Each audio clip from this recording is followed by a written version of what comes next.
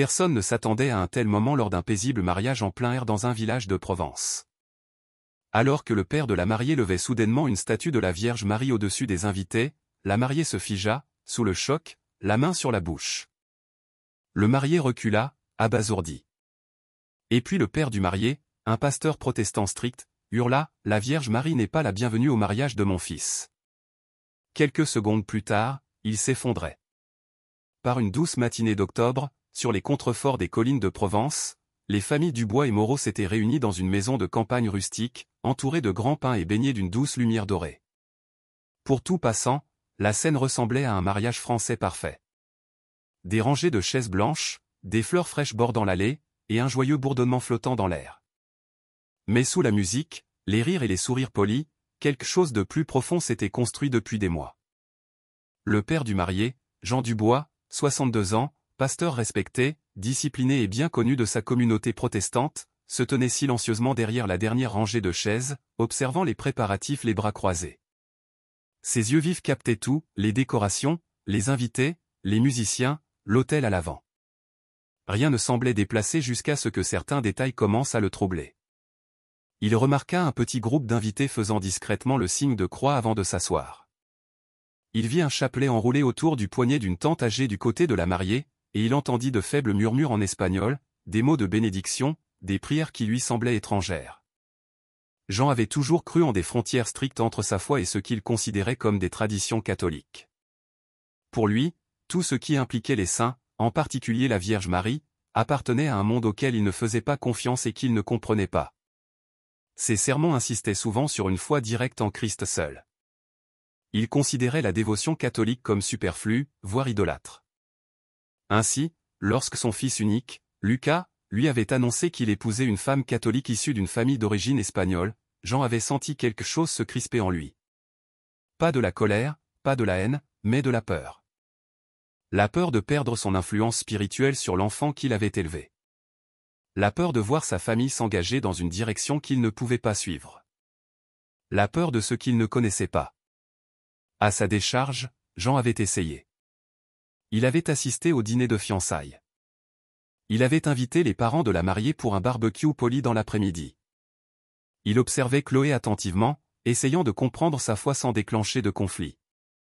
Elle était gentille, respectueuse, profondément dévouée à sa famille. Et pourtant, chaque fois qu'elle parlait des prières de sa grand-mère à la Vierge Marie, Jean se raidissait. Chloé Moreau, 27 ans, était tout ce que Lucas admirait. Chaleureuse, réfléchie, d'une force tranquille. Elle avait grandi dans un foyer catholique soudé où sa grand-mère, Monique Moreau, gardait une petite statue en bois de Notre-Dame de Guadalupe à côté de la fenêtre de la cuisine. Cette statue avait survécu à des décennies, à plusieurs déménagements à travers le pays et aux années les plus difficiles de l'histoire migratoire de la famille. Chloé croyait profondément que la Vierge Marie veillait sur sa famille, non pas en remplacement de Dieu, mais comme une mère qui intercède pour ses enfants. Jean, cependant, avait entendu suffisamment de sermons contre Marie et la dévotion pour rejeter entièrement l'idée. Dans les semaines précédant le mariage, la tension couvait sous chaque conversation, chaque répétition, chaque réunion de famille. Personne n'en parlait ouvertement, mais tout le monde le sentait. Lucas se sentait déchiré entre la femme qu'il aimait et le père qu'il admirait. Chloé craignait que sa présence ne provoque la division au lieu de l'unité. Son père priait en silence pour la paix entre les familles, et Jean priait aussi, demandant à Dieu de protéger son fils des fausses traditions. Puis, le matin du mariage, un détail inattendu mit tout en mouvement. Alors que Chloé se préparait dans sa loge, son père lui tendit une petite boîte en bois. À l'intérieur se trouvait la vieille statue de Notre-Dame de Guadalupe, la même devant laquelle sa grand-mère priait chaque soir. C'était une bénédiction, un rappel de l'amour familial, un morceau de patrimoine à emporter dans sa nouvelle vie. Elle la tint doucement, les yeux embués d'émotion. Ce geste simple et tendre allait bientôt devenir l'étincelle qui transformerait une belle journée de mariage en un moment de choc, d'effondrement et, finalement, de miracle. La pièce où Chloé se préparait pour son mariage ressemblait à un rêve d'automne. La lumière filtrait à travers des rideaux blancs, des bouquets de lavande et de roses crème reposaient sur des tables en bois, et les demoiselles d'honneur s'affairaient dans une excitation feutrée. Au centre de tout cela, Chloé se tenait dans sa robe de dentelle, les yeux brillants mais nerveux, sachant que la cérémonie serait plus qu'un simple moment de joie. Ce serait la fusion de deux mondes qui n'avaient pas encore appris à s'embrasser. Son père, Stéphane Moreau, entra discrètement, tenant une petite boîte en bois usée par des décennies de mains prudentes. Quand Chloé la vit, elle eut le souffle coupé. « Papa, c'est... » Stéphane hocha la tête, la voix étranglée par l'émotion. « Ta grand-mère Monique voulait que ceci soit avec toi aujourd'hui. Elle priait devant cette statue chaque matin, chaque soir. Elle croyait que la Vierge veillait sur notre famille. Et aujourd'hui, ma chérie, je veux qu'elle veille sur toi. » Il ouvrit la boîte. À l'intérieur se trouvait la petite statue de Notre-Dame de Guadalupe, sculptée avec des traits simples et humbles. Les couleurs s'étaient estompées, les verts adoucis, les bleus ternis, mais la tendresse du visage de la figure restait indéniablement vivante. Chloé la toucha de ses doigts tremblants, comme si elle touchait à nouveau les mains de sa grand-mère. Une vague de souvenirs la submergea. Sa grand-mère allumant des bougies pendant les orages, priant pour des voyages sur lorsque son père travaillait tard, murmurant des bénédictions sur les parents malades, ou simplement plaçant la statue près de la fenêtre pour que la lumière du soleil s'y pose chaque matin. Ce n'était pas seulement un objet. C'était ses racines. C'était l'histoire de la foi de sa famille. C'était l'amour des générations qui avaient tout sacrifié pour qu'elle puisse se tenir ici aujourd'hui. Mais derrière cette émotion, un autre sentiment s'insinua. L'inquiétude. Elle se souvint de la voix anxieuse de Lucas la veille au soir. « Mon père. Il ne comprend pas ces choses catholiques, Chloé. Il est mal à l'aise. Sois juste préparé, d'accord ? Je ne veux pas qu'il dise quelque chose de blessant. » Chloé déglutit difficilement. Elle n'avait aucune intention de provoquer le pasteur Jean. Elle voulait la paix, pas le conflit. Mais comment pouvait-elle cacher quelque chose de si sacré, quelque chose qui avait façonné les parties les plus profondes de sa vie ? Ces demoiselles d'honneur regardaient en silence tandis que Stéphane plaçait la statue dans ses mains. Même elle pouvait sentir le poids, non pas physique, mais émotionnel, de ce qui se passait. La voix de Stéphane s'adoucit. « Ce n'est pas pour offenser qui que ce soit, ma fille. C'est juste pour te rappeler que tu n'es pas seule. Que ta grand-mère, ta mère, toute ta famille prie avec toi aujourd'hui. » Chloé hocha la tête, retenant ses larmes. « Je sais, papa. Je sais. » Elle pressa la statue contre son cœur un instant, puis l'enveloppa soigneusement dans un petit tissu blanc. Elle ne prévoyait pas de l'exposer publiquement. Elle voulait simplement la porter avec elle pendant la cérémonie, près de son bouquet, près de son cœur. Mais la vie se déroule rarement selon nos plans. Car plus tard, quand la cérémonie commencerait, quand la musique jouerait, quand Chloé remonterait l'allée, son père s'avancerait soudainement, lèverait cette statue bien haut pour que tous la voient, et ce moment déclencherait la tempête qui changerait tout. De l'extérieur, personne n'aurait pu deviner que quelque chose n'allait pas. Les invités discutaient joyeusement des deux côtés de l'allée. Les musiciens s'exerçaient sur des accords doux à la guitare et au violon. Des enfants se poursuivaient près des pins, leur rire flottant dans la douce brise de l'après-midi. C'était la scène parfaite d'un mariage français parfait. Mais pour le pasteur Jean Dubois, tout semblait anormal. Il se tenait près du groupe du marié, essayant de se calmer. Son fils Lucas ajustait sa cravate, et les garçons d'honneur partageaient des blagues, mais Jean n'entendait presque rien. Quelque chose dans sa poitrine le serrait, comme des mains invisibles lui comprimant les côtes. Ce n'était pas une douleur physique. C'était un malaise spirituel, un malaise qu'il portait depuis des mois, maintenant amplifié à l'approche de la cérémonie, et tout cela tournait autour d'une seule vérité, ce mariage l'obligerait à affronter tout ce qu'il avait passé sa vie à rejeter. Jean tenta de se distraire en redressant sa veste de costume, mais les sons autour de lui ramenaient sans cesse son attention. Des bribes de prières en espagnol, des bénédictions murmurées, le bruissement de chapelets dans les poches. Même les fleurs près de l'autel lui rappelaient les processions catholiques contre lesquelles il avait autrefois prêché. Lucas remarqua enfin l'expression sévère de son père. « Papa, ça va ?» demanda-t-il doucement. Jean força un sourire. « Je vais bien, je réfléchis, c'est tout. » Mais Lucas n'était pas dupe. Il connaissait les préoccupations de son père. Il avait grandi en entendant les sermons, les avertissements, les lignes tracées nettement entre leur tradition et la nôtre. Jean avait toujours été protecteur, peut-être trop protecteur de ce qu'il croyait être la forme la plus pure de la foi. Lucas posa une main sur l'épaule de son père. « Papa, s'il te plaît. Aujourd'hui est censé être un jour de paix. Jean hocha la tête avec raideur, mais à l'intérieur, son esprit s'emballait. Ce mariage honorerait-il Dieu comme il le croyait? Sa congrégation le jugerait-elle d'avoir accepté une belle-fille catholique? Son fils s'éloignerait-il de plus en plus de la foi que Jean avait passé sa vie à protéger? Ces craintes le hantaient depuis le moment où Lucas avait demandé Chloé en mariage. Il se souvenait d'avoir vu Chloé prier avant le dîner un soir, faisant le signe de croix. Il se souvenait de la petite médaille de la Vierge miraculeuse qu'elle portait, qu'il avait prise pour un bijou jusqu'à ce qu'il la voie l'embrasser doucement. Il se souvenait d'avoir entendu son père parler de « Notre-Dame » avec une révérence que Jean ne comprenait pas. Pour Jean, ces gestes n'étaient pas inoffensifs. Ils étaient les symboles d'un chemin divisé, un chemin contre lequel il s'était battu pendant des décennies. Et maintenant, ces symboles étaient là, au mariage de son propre fils. Alors que les invités commençaient à prendre place, Jean balaya la foule du regard. Il remarqua plusieurs personnes tenant de petits livrets de prière. Quelques femmes portaient des mantilles, des voiles en dentelle souvent utilisés lors d'événements dévotionnels catholiques. Un petit garçon tenait une bougie que sa grand-mère lui avait donnée pour bénir la mariée. Chaque détail faisait que Jean se sentait de plus en plus en infériorité numérique. Puis autre chose le frappa. Et si Chloé prévoyait d'inclure un rituel catholique dans la cérémonie? Et si, Dieu nous en préserve, elle apportait quelque chose de marial dans le mariage? Cette pensée lui tordit l'estomac. Il expira, essayant de se calmer. C'était le jour de Lucas, pas le sien. Il s'était juré de ne pas commencer une dispute, de ne pas embarrasser son fils. Mais la peur profonde et persistante de perdre sa famille au profit de traditions auxquelles il ne faisait pas confiance, continuait de le tenailler. Et dans quelques minutes à peine, cette peur serait poussée au-delà de ses limites. Car le père de Chloé, Stéphane, entra dans l'allée, tenant quelque chose enveloppé dans un tissu blanc, se dirigeant droit vers l'endroit où tout allait se jouer. La musique passa des accords doux des répétitions à la mélodie choisie pour la cérémonie. Les invités se levèrent lorsque l'organisateur du mariage signala le début de la procession. Les demoiselles d'honneur s'avancèrent avec grâce, leurs robes scintillant sous la lumière du soleil. Les garçons d'honneur suivirent avec une confiance étudiée. Tout se déroulait exactement comme prévu, à l'exception d'un détail que personne n'avait prévu.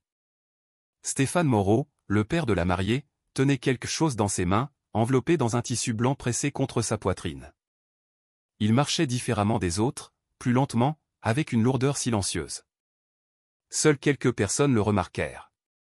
De l'autre côté de l'allée, les yeux du pasteur Jean se fixèrent sur lui. Un frisson parcourut l'échine de Jean. Non, il n'oserait pas. Il ne le pouvait pas. Les murmures commencèrent avant même que Stéphane n'atteigne l'avant. Quelques tantes chuchotèrent. Quelques oncles échangèrent des regards. Les gens du côté de la mariée reconnurent la façon dont Stéphane berçait l'objet. Ils l'avaient vu le tenir ainsi lors de funérailles, de baptêmes, et même pendant les longues nuits où la famille se réunissait pour prier pour un parent malade. Mais les gens du côté du marié n'avaient aucune idée de ce qui allait se passer. Au moment où la mariée apparut, belle, radieuse, tenant son bouquet, toutes les têtes se tournèrent. Les yeux de Lucas s'emplirent de larmes au moment où il la vit. L'officiant sourit chaleureusement. La musique s'intensifia. Puis, avec une tendresse issue de générations de tradition, Stéphane s'avança. Il déplia doucement le tissu blanc. Des halètements parcoururent les premiers rangs. Dans ses mains se trouvait la petite statue usée par le temps de Notre-Dame de Guadeloupe. La même que Chloé avait tenue plus tôt, la même devant laquelle sa grand-mère priait, la même que Jean avait toujours considérée comme un symbole de dévotion mal avisée. Mais Stéphane ne la leva pas agressivement. Il ne la présenta pas comme un défi. Il la souleva avec révérence, avec amour, comme un père bénissant sa fille le jour le plus important de sa vie. La mariée se figea à mi-pas, les yeux écarquillés, la main couvrant sa bouche exactement comme on le voit sur votre vignette. Lucas trébucha légèrement, pris entre la surprise et l'inquiétude. Les invités derrière eux se penchèrent en avant, chuchotant, ne sachant que penser. Pour ceux qui comprenaient la signification de la statue, le moment semblait sacré. Pour ceux qui ne la comprenaient pas, il semblait déroutant, inattendu, intense. Mais pour le pasteur Jean, c'était comme une étincelle jetée dans du bois sec. Son visage se raidit, la mâchoire serrée, tandis que Stéphane murmurait doucement une bénédiction en espagnol, demandant à Notre-Dame de protéger le mariage, de guider le couple, de veiller sur leur nouvelle vie ensemble. Le pouls de Jean martelait à ses oreilles. Sa respiration se fit plus courte, ses mains tremblaient. Comment ose-t-il apporter ça ici? Comment ose-t-il l'amener dans cette cérémonie, dans le mariage de mon fils? Le moment semblait si immobile, si fragile que même la brise semblait s'être arrêtée. Chaque invité attendait de voir ce qui allait se passer ensuite. Tous les yeux passaient du geste doux de Stéphane à la colère montante de Jean. Et dans ce silence fragile et suspendu, le mariage n'était plus seulement une célébration. Il était devenu une trajectoire de collision. Un choc de foi, un choc de génération, un choc de cœur qui allait se briser dans les secondes suivantes, lorsque Jean finirait par craquer. Pendant quelques secondes, le monde à ce mariage sembla retenir son souffle. La musique s'était tue. Les invités étaient silencieux. Même la mariée et le marié se tenaient figés, leurs mains à moitié tendues l'une vers l'autre, mais incapables de bouger. Et au centre de cette immobilité se tenait Stéphane, levant doucement la petite statue de la Vierge Marie un peu plus haut, non pas en signe de défi, mais en bénédiction. Sa voix tremblait d'émotion alors qu'il murmurait « Madre Maria, bandis amiija ». Les mots étaient doux, aimants, à peine audibles au-delà des premiers rangs. Mais pour le pasteur Jean, ce furent les mots les plus forts qu'il ait jamais entendus. Sa poitrine brûlait sous la pression, sa gorge se serrait, sa vision se rétrécissait jusqu'à ce qu'il ne voie plus que les mains de Stéphane levant la statue. Un objet que Jean croyait symboliser tout ce contre quoi il avait passé son ministère à mettre les gens en garde. Il se sentit trahi, bafoué, acculé au mariage de son propre fils. Pour lui, ce n'était pas un simple geste d'un père à sa fille. C'était une intrusion, un défi, une foi étrangère s'immisçant sur un terrain sacré. Lucas sentit le changement avant tout le monde. « Papa, papa, s'il te plaît » murmura-t-il avec urgence. Mais Jean ne l'entendit pas. Quelque chose en Jean se brisa. Il s'avança brusquement, manquant de renverser une chaise, le visage rouge, les yeux flamboyants d'une intensité qui surprit même ceux qui le connaissaient bien. Les conversations s'arrêtèrent au milieu d'un chuchotement. Plusieurs invités se redressèrent sur leur siège. La mère de la mariée attrapa instinctivement le bras de Chloé. Stéphane abaissa lentement la statue, confus par la tension soudaine. Et puis la voix de Jean explosa dans l'air comme un coup de tonnerre. « La Vierge Marie n'est pas la bienvenue au mariage de mon fils. » Les mots étaient durs, tranchants, fendant l'atmosphère du mariage comme du verre brisé. Des halètements éclatèrent de partout. Une demoiselle d'honneur couvrit sa bouche. Une tante âgée se serra la poitrine. Une petite fille tressaillit et enfouit son visage dans la jupe de sa mère. Les yeux de Chloé s'inondèrent instantanément, mais elle ne pleura pas. Elle se tenait figée, abasourdie, blessée d'une manière que les mots ne pouvaient décrire. Le corps entier du marié se tendit. Il regarda entre son père et sa fiancée, l'incrédulité déformant son visage. Les mains de Stéphane tremblaient, mais il ne laissa pas tomber la statue. Ses yeux, remplis d'amour paternel quelques instants plus tôt, contenaient maintenant de la douleur et de la confusion. Il n'avait jamais eu l'intention d'insulter qui que ce soit. Il avait seulement voulu bénir sa fille. Mais Jean ne vit rien de tout cela. Il pointa un doigt tremblant vers la statue, la voix tremblante de rage. Cette cérémonie concerne le Christ, pas les idoles, pas cette femme. Enlevez-la. Sortez-la d'ici. Certains invités reculèrent. D'autres murmurèrent des arguments dans une panique feutrée. Une personne essaya de calmer Jean, mais il retira violemment son bras. L'air vibrait de choc. Le mariage était sur le point de s'effondrer complètement. Et puis, juste au moment où Jean ouvrit la bouche pour crier à nouveau, sa voix se coupa. Sa respiration se bloqua. Ses genoux fléchirent. La couleur quitta son visage. Quelqu'un cria. Quelqu'un d'autre appela à l'aide. Car là, devant des centaines de témoins, le corps du pasteur Jean Dubois céda et il s'effondra au sol. Le bruit du corps du pasteur Jean heurtant le sol déchira l'air comme une interruption violente de tout ce qu'il y avait de sacré et de beau ce jour-là.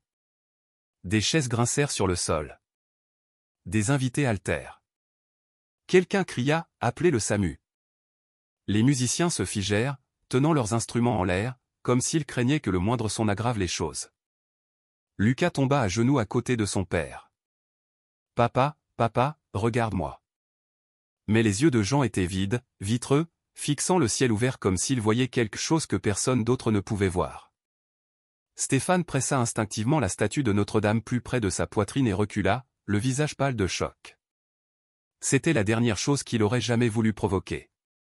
À côté de lui, Chloé tremblait si fort que son bouquet faillit lui glisser des mains.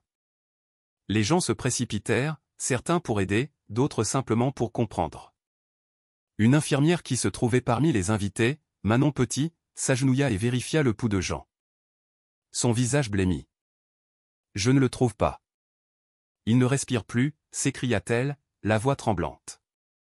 La panique se propagea dans l'allée. Le marié saisit les épaules de son père, le secouant. « Papa, reste avec moi, s'il te plaît. » Mais Jean fixait toujours le ciel, immobile. Manon commença les compressions thoraciques. Les invités murmuraient des prières frénétiques en français et en espagnol. Certains à genoux, d'autres serrant des chapelets ou les mains jointes fermement contre leurs lèvres. Et puis quelque chose d'étrange se produisit. Un homme au 3e rang pointa soudainement vers le ciel et murmura « Quoi ? Qu'est-ce que c'est ?» Sa femme lui saisit le bras, les yeux écarquillés. Plusieurs autres tournèrent leur regard vers l'endroit exact au-dessus du corps de Jean. Tout le monde ne le vit pas. Tout le monde ne pouvait pas s'accorder sur ce à quoi cela ressemblait, mais ceux qui l'ont vu décriraient plus tard le moment de la même manière.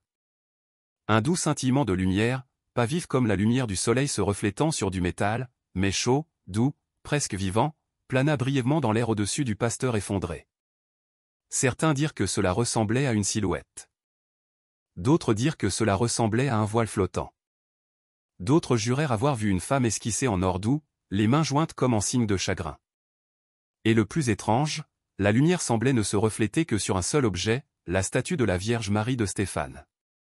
Les couleurs fanées de la statue brillaient subtilement, comme illuminées de l'intérieur, juste une lueur si faible que quiconque voulait la rejeter comme une pure imagination pouvait facilement le faire.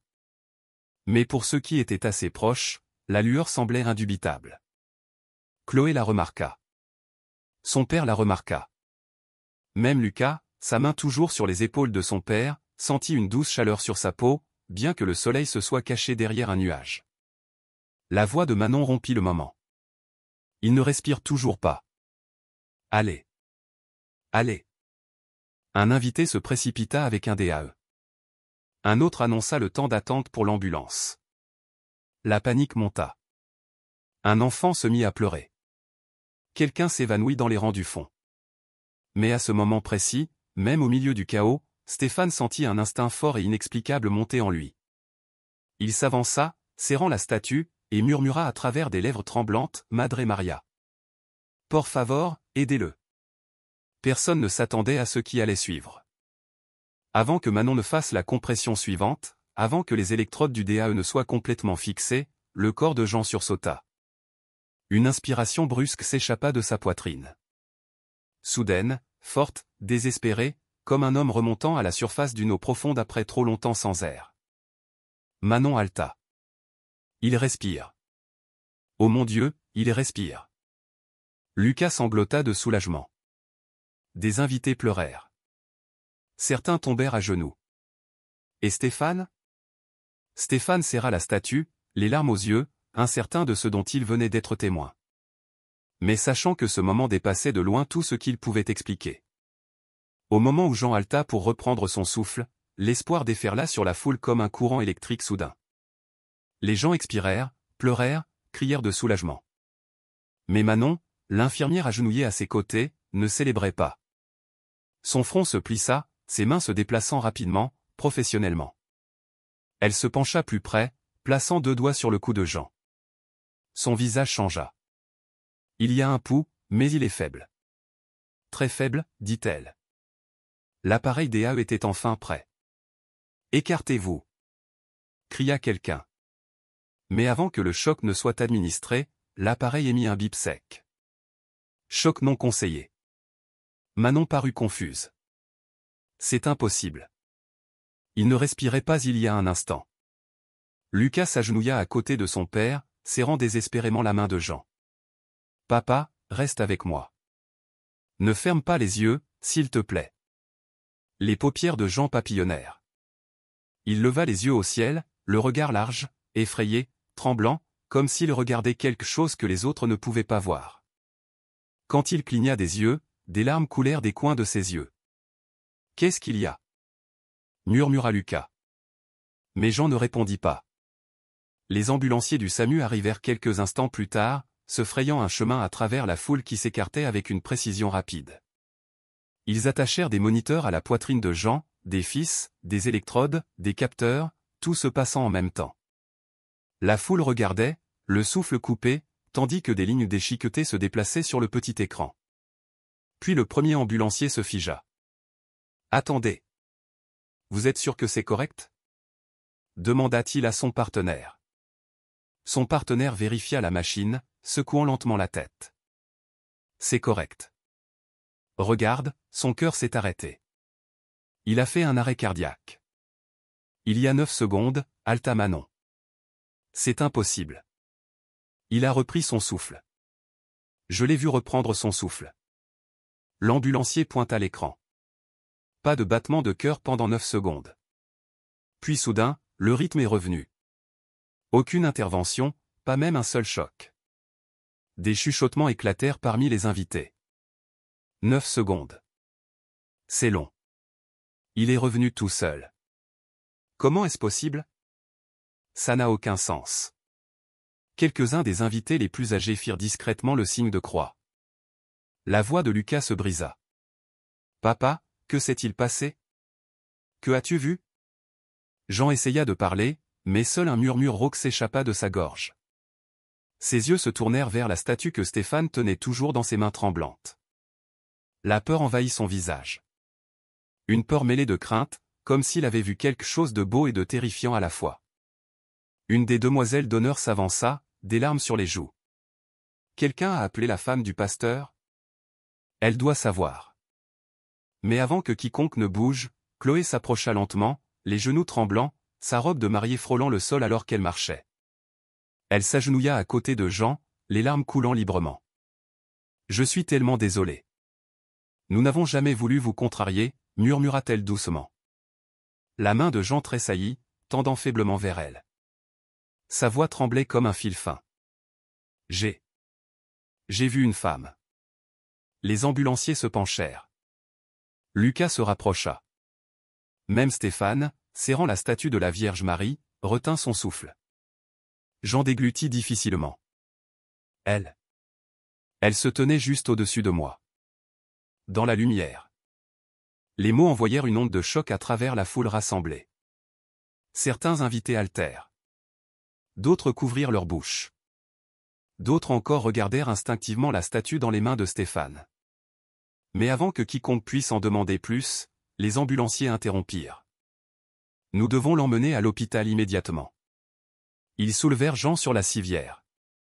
Le mariage, quelques instants plus tôt rempli de musique et de joie, était maintenant suspendu dans l'incrédulité, maintenu uniquement par l'espoir et des questions sans réponse. Stéphane murmura une prière alors que la civière s'éloignait. Lucas suivit de près, et Chloé, toujours dans sa robe de mariée, sentit le poids de quelque chose de bien plus grand qu'une crise de mariage, car quoi que Jean ait vu, cela l'avait secoué jusqu'au plus profond de son être. La chambre d'hôpital était silencieuse, à l'exception du doux bip des moniteurs et du faible bourdonnement des chariots des infirmières de l'équipe du soir roulant dans le couloir. Le pasteur Jean Dubois était allongé, soutenu par des oreillers, pâle mais conscient, des tubes à oxygène sous son nez, ses mains tremblant, non pas de faiblesse, mais de quelque chose de plus profond, quelque chose qu'il n'avait pas encore osé expliquer. Lucas était assis à côté de lui, le visage fatigué, les yeux rouges après des heures de peur et d'allées et venues. Chloé se tenait au pied du lit, les doigts se tordant anxieusement dans le tissu de sa robe, qu'elle portait toujours pieds nus, toujours secouée. Stéphane se tenait près de la porte, son expression douce, mais hésitante, la petite statue soigneusement enveloppée dans le tissu qu'il avait apporté du mariage. Pendant plusieurs minutes, personne ne parla.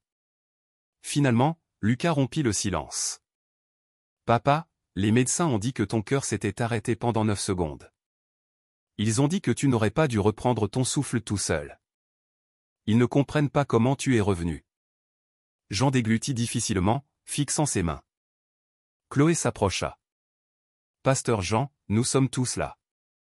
Vous pouvez tout nous dire. » Sa mâchoire se contracta alors qu'il essayait de former des mots. Puis il leva les yeux. D'abord sur Lucas, puis sur Chloé, et enfin sur Stéphane, et d'une voix tremblante, il commença. « Je ne rêvais pas, murmura-t-il. Je n'étais pas inconscient. Je me souviens de tout. » Lucas se pencha plus près, le souffle coupé. Jean fixa le vide comme s'il revivait le moment sur un écran que lui seul pouvait voir. Quand je suis tombé, j'ai senti une obscurité lourde, pas douloureuse, mais vide, comme si j'étais soudainement nulle part. Et puis quelque chose a changé. Sa voix se brisa. Une lumière est venue, douce, chaude, pas dure comme le soleil, une lumière douce se déplaçant vers moi. Le souffle de Chloé se bloqua. Jean continua, les yeux brillants, et dans cette lumière, j'ai vu une femme. La prise de Stéphane se resserra autour du tissu couvrant la statue. La voix de Jean s'adoucit encore. Elle n'était pas brillante au point de m'aveugler. Sa lumière me réconfortait, comme si elle n'essayait rien de prouver. Elle était juste là. Je ne pouvais pas voir tous les détails, mais j'ai vu son voile et ses mains jointes comme si elle priait sur moi. Il fit une pause, secoué. Et son visage. Il s'arrêta, submergé. Son visage n'était pas sévère. Elle ne m'a pas accusé. Elle n'était pas en colère. Elle m'a juste regardé comme si elle avait pitié de moi. Chloé porta sa main à sa bouche. Jean la regarda maintenant. La regarda vraiment, comme s'il la voyait pour la première fois. J'ai passé toute ma vie à prêcher contre elle, murmura-t-il. J'ai dit aux gens qu'elle n'avait pas d'importance. Je me suis moqué des catholiques qui l'honoraient. Et là, elle se tenait au-dessus de moi, priant pour moi. Sa voix se brisa sur les derniers mots. Des larmes coulèrent sur les joues de Chloé. Lucas prit la main de son père, la serrant doucement. Stéphane s'avança et parla doucement. Pasteur, elle est une mère. Elle prie pour nous tous, même pour ceux qui la comprennent mal. Jean baissa la tête, honteux, secoué, humilié jusqu'au plus profond de son être. Je ne sais pas pourquoi elle est venue à moi, murmura-t-il. Mais je sais qu'elle était là. Et dans cette petite chambre d'hôpital, la foi, deux traditions différentes, fit un pas de plus l'une vers l'autre. Cette nuit-là, bien après la fin des heures de visite, le pasteur Jean Dubois resta éveillé dans son lit d'hôpital, fixant la faible lueur du plafonnier. Le sommeil ne venait pas. Chaque fois qu'il fermait les yeux, il voyait la même image, la douce lumière chaude, le visage doux, la femme se tenant au-dessus de lui en prière. Il essayait de se dire que c'était une hallucination, un rêve, une privation d'oxygène, n'importe quoi. Mais son cœur ne le laissait pas y croire, car ce qu'il avait vu semblait trop réel. Une infirmière entra discrètement pour vérifier ses signes vitaux. Elle le trouva éveillé, les yeux dans le vague. « Nuit difficile », murmura-t-elle. Jean déglutit. « On peut dire ça. Puis-je vous apporter quelque chose ?» Il hésita, puis secoua la tête. « Non, j'ai juste besoin de réfléchir. » Elle lui fit un sourire aimable et partit. La porte se referma en un clic. Le silence revint et la longue bataille intérieure reprit. Il se souvint d'avoir été un jeune étudiant en théologie, rigide, passionné, ambitieux. Il se souvint d'avoir entendu d'autres étudiants se moquer des catholiques pour leur trop grande attention portée à Marie. Il se souvint d'avoir ri avec eux, sans jamais se demander pourquoi. Il se souvint d'un débat avec un camarade de classe catholique, un homme doux et réfléchi, qui avait dit doucement « Marie ne remplace pas le Christ. Elle nous conduit à lui. » Jean l'avait écarté d'un geste de la main, stupide, mal avisé, trompé. Il avait été plus facile de se moquer que d'écouter. Il se souvint de la première fois où il avait prêché contre la dévotion à Marie. La congrégation avait hoché la tête, l'avait approuvé, avait loué sa clarté. C'était agréable. C'était juste. Et cette justice s'était lentement durcie pour devenir autre chose. Au fil des ans, il avait évité d'apprendre quoi que ce soit de nouveau, évité les conversations qui le mettaient au défi, évité complètement les catholiques. Il avait construit des murs si épais autour de sa croyance que même l'amour peinait à les traverser. Jusqu'à maintenant. Jusqu'à ce qu'un seul instant de lumière traverse ces murs, exposant la peur en dessous. Un léger coup à la porte le tira de ses pensées. La porte s'ouvrit doucement. C'était Chloé, toujours dans sa robe de mariée. Son mascara avait coulé à force de pleurer. Les boucles de ses cheveux se défaisaient, mais il y avait dans ses yeux une gentillesse que Jean n'avait jamais remarquée auparavant. « Je suis désolée, murmura-t-elle. Je sais qu'il est tard. Je voulais juste prendre de vos nouvelles. » Jean détourna le regard, honteux. « Vous ne devriez pas être ici. J'ai gâché votre journée de mariage. » Elle s'approcha. « Vous ne l'avez pas gâché. Nous sommes tous secoués, oui, mais nous sommes ensemble. C'est ce qui compte. » Il sentit des larmes lui brûler les yeux. « Chloé, j'ai été terrible avec vous, avec votre famille, avec votre foi. » Elle secoua doucement la tête. « Pasteur, ma famille n'a jamais voulu se disputer avec vous. Nous voulions seulement que vous compreniez que la Vierge Marie n'est pas notre ennemie. C'est une mère. Elle prie pour nous tous. » Sa voix s'adoucit. « Et peut-être a-t-elle prié pour vous aujourd'hui. » Le souffle de Jean se bloqua. « Pour moi, répéta-t-il, à peine audible. » Chloé hocha la tête. « Oui, pour vous. » Il regarda ses mains tremblantes. « Que ai-je fait pour mériter une telle miséricorde ?» Elle sourit doucement. « On ne gagne pas l'amour d'une mère, dit-elle. Elle le donne librement. » Quelque chose se brisa en Jean. Une petite fissure dans les murs qu'il avait mis des décennies à construire. Un espace où la grâce pouvait enfin s'infiltrer. Pour la première fois de son ministère, il sentit le poids d'avoir eu tort, non par culpabilité, mais par révélation. Cette femme dans la lumière, au visage plein de chagrin et non de colère, avait vu son cœur clairement, et lui avait quand même offert sa miséricorde. La lumière du matin s'infiltrait lentement à travers les fins rideaux de l'hôpital, jetant une douce lueur dorée sur la pièce. Le pasteur Jean Dubois avait à peine dormi. Ses yeux étaient gonflés, ses pensées dispersées. Chaque fois qu'il clignait des yeux, il voyait la même femme dans la lumière, le même visage doux, la même compassion attristée qu'il avait secouée jusqu'au plus profond de son être. Il n'était préparé à rien de plus. Mais la grâce arrive rarement quand nous sommes préparés. La porte s'ouvrit silencieusement. Cette fois, ce n'était pas Chloé. C'était Stéphane, son père, entrant avec des pas prudents et mesurés. Il n'était plus habillé pour un mariage.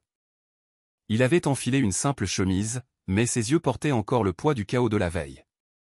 Dans ses mains, tenue près de sa poitrine, se trouvait la petite statue en bois de Notre-Dame de Guadalupe, enveloppée dans le même tissu blanc. Le souffle de Jean se coupa. Cette statue, celle contre laquelle il avait crié, celle qu'il avait condamnée, celle qu'il blâmait pour le tumulte en lui. Ses doigts agrippèrent les draps du lit. Stéphane s'arrêta au pied du lit, baissant respectueusement le regard. « Pasteur Jean, dit-il doucement, je ne voulais pas entrer sans vous demander la permission, mais Chloé a pensé que cela pourrait aider. » Il déplia doucement le tissu, et la petite statue apparut.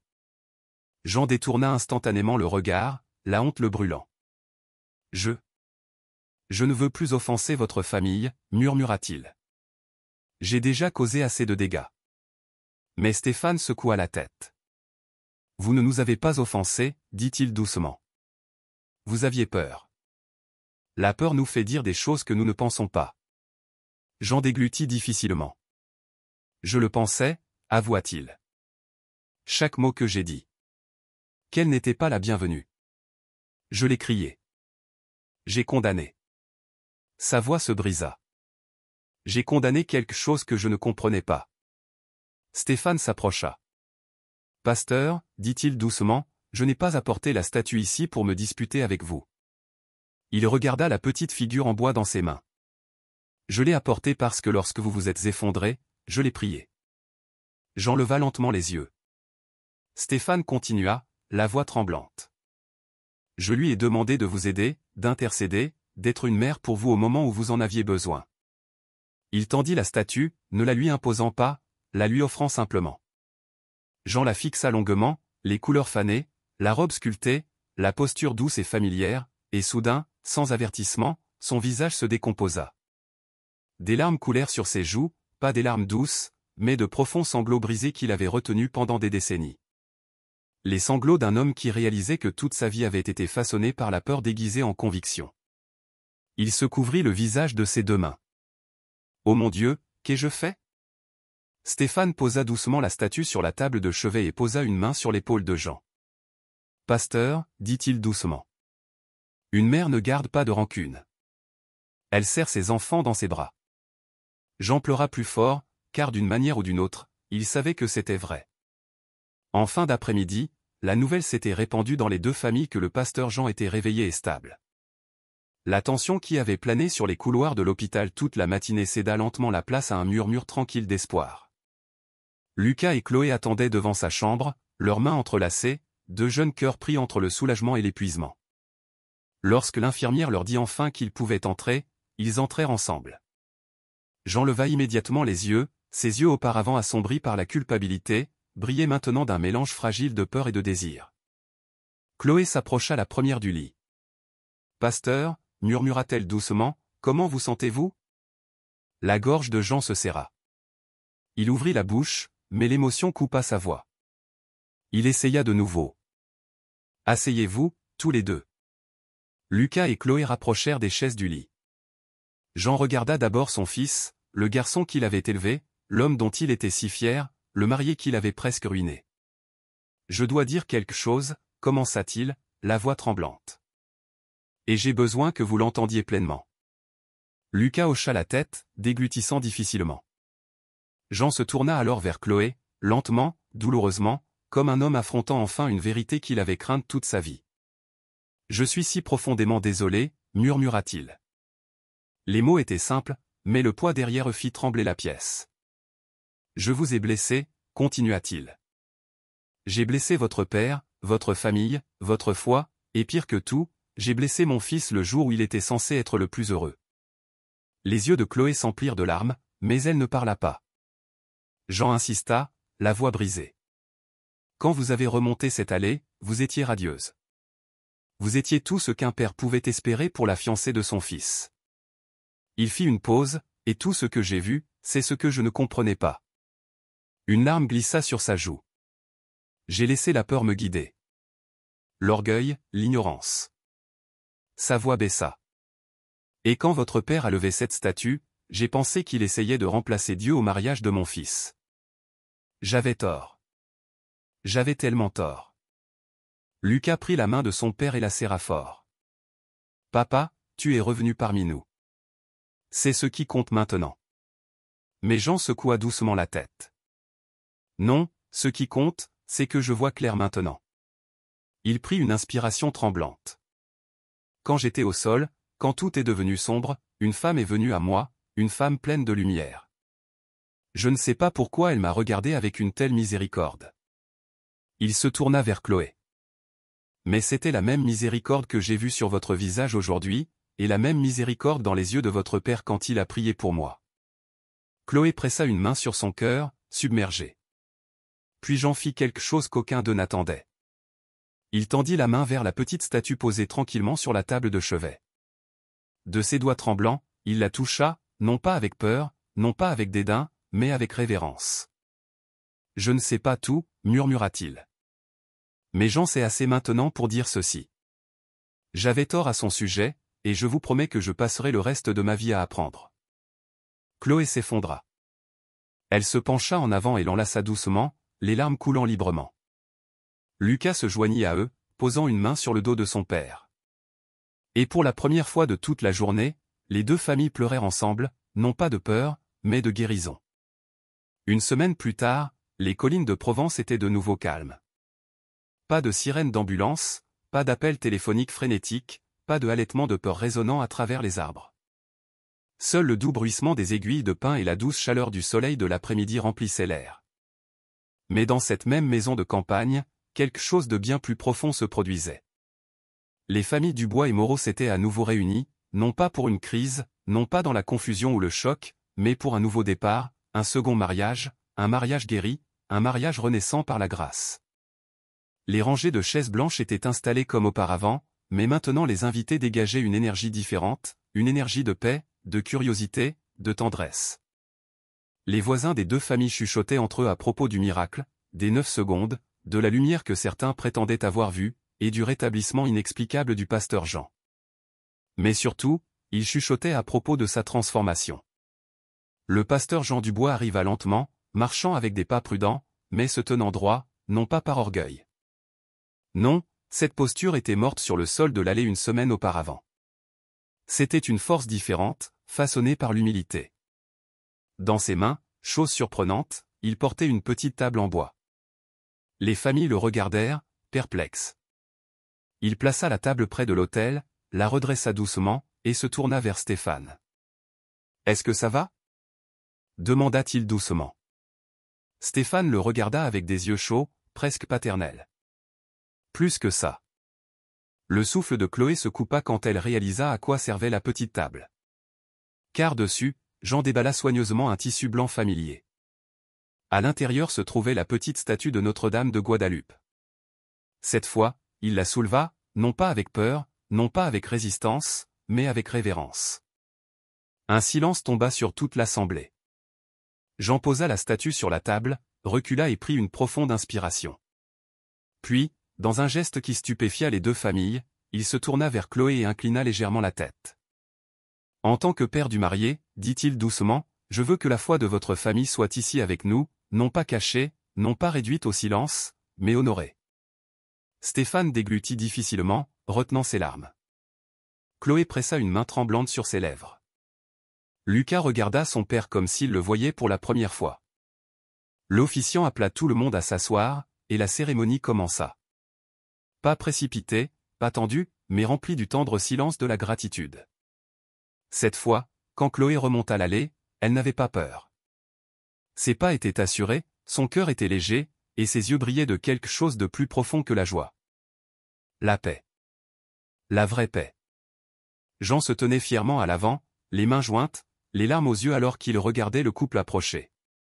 Quand vint son tour de parler, il s'avança lentement, s'éclaircissant la gorge. « Je voudrais commencer, dit-il doucement, en demandant pardon. » Chaque invité se pencha. J'ai parlé avec colère. J'ai parlé avec peur. J'ai laissé l'orgueil guider mes paroles au lieu de l'amour. Et ce faisant, j'ai blessé des personnes qui m'ont accueilli avec gentillesse. Il se tourna vers Stéphane et Chloé. Mais la miséricorde d'une mère peut atteindre des endroits que nos cœurs obstinés ne peuvent pas. De nombreux invités savaient exactement de qui il parlait.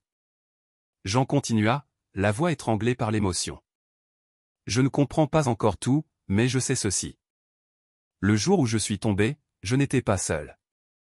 Quelqu'un se tenait à mes côtés, quelqu'un qui priait pour moi, quelqu'un qui n'aurait jamais dû être malvenu dans mon cœur. Il posa doucement une main sur sa poitrine. Et grâce à elle, je me tiens ici aujourd'hui. La femme de Stéphane se mit à pleurer ouvertement. Quelques membres de la propre congrégation de Jean essuyèrent leurs yeux. Lucas passa un bras autour de Chloé, tous deux submergés. Lorsque les vœux furent échangés, ils semblèrent plus profonds. Prononcés non seulement entre deux personnes, mais entre deux familles qui avaient enfin appris à s'embrasser. Et lorsque l'officiant déclara « Je vous déclare maintenant mari et femme », les applaudissements qui s'élevèrent furent tonitruants, mais aussi guérisseurs, un écho d'unité, de pardon et de quelque chose d'indéniablement divin. Alors que le couple redescendait l'allée, main dans la main, le regard du pasteur Jean se porta sur la petite statue sur la table. Il sourit à travers ses larmes. « Merci », murmura-t-il. Non pas par obligation, non pas par peur, mais par amour, un amour nouvellement découvert et changé à jamais. Si cette histoire a touché votre cœur, si elle vous a rappelé que la grâce peut atteindre même les recoins les plus sombres d'une famille, alors nous serions ravis que vous restiez avec nous.